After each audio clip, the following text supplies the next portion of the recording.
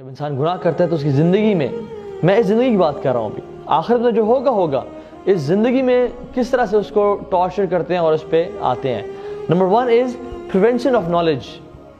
اس بندے سے نالج دور کر لیا جاتا ہے، اس کے پاس علم اسے ہٹا لیا جاتا ہے، کیونکہ آتا ہے امام شافعی نے امام وقی سے اپنے استاد سے کہا کہ اے استاد میں دیکھتا ہوں کہ میرے سے نالج جا رہا ہے بیکاز آف مائی سنز، اور ان کے سن سبحان اللہ کیا تھے میں آپ کو بتاتا ہوں سبحان اللہ۔ امام وقی کہتے ہیں اپنے شاگرد امام شافعی سے کہ العلم نور اللہ لا یعطی لعاصی، knowledge is the light of اللہ سبحانہ وتعالی، اور اللہ تعالیٰ اپنا یہ نور کبھی کسی گناہ گار کو نہیں دیتا۔ اسی طرح سے امام مالک جو کہ امام شافعی کے استاد ہیں،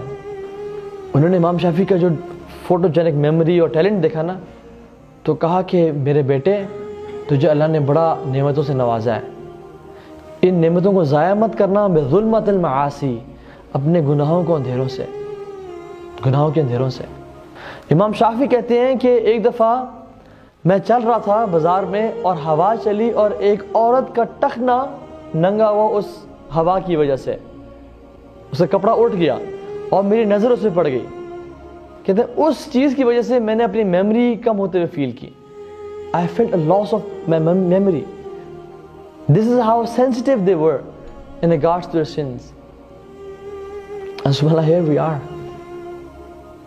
Instagram ہے، Facebook ہے، Twitter ہے، سارا دن گناہ ہو رہے ہوتے ہیں،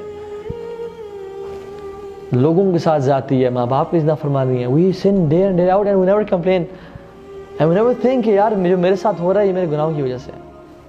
اس بندے سے رزق تنگ کر لے، اس کی زندگی میں نا اللہ تعالیٰ رزق چھین لیتے ہیں، اور رزق صرف کیش نہیں ہے، کیش بھی ہے لیکن صحت بھی رزق ہے، وقت میں برکت بھی رزق ہے، اچھے ماں باپ بھی رزق ہے، اچھی اولاد بھی رزق ہے۔ تو یہ چیز اللہ تعالیٰ کم کر دیتے ہیں، اس پہ دنیا ٹائٹ کر دیتے ہیں۔ جو رزق اللہ رب العالمین نے ہمارے لیے لکھا ہوا ہے وہ ہمیں مل کے رہے گا، لیکن جو لکھا ہوا رزق ہے اس میں یہ بھی لکھا ہوا ہے کہ اگر ایک انسان نیکی کرے گا تو اس کا رزق بڑھ جائے گا، اور اگر یہ گناہ کرے گا تو اس کی بعد کی زندگی ٹائٹ ہو جائے گی۔ ٹھیک ہے،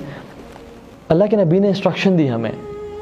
اور کہا، حدیث میں آتا ہے have taqwa of Allah subhanahu wa ta'ala and seek it beautifully، اللہ سے ڈرتے رہو، be conscious of Allah and seek rizq provision beautifully and do not let its delay cause you to sin، اس کی تاخیر تمہیں گناہ کرنے پہ مجبور نہ کر دے، اس کی تاخیر کی وجہ سے کبھی گناہ نہ کرنا۔ And what is with Allah subhanahu wa ta'ala can only be attained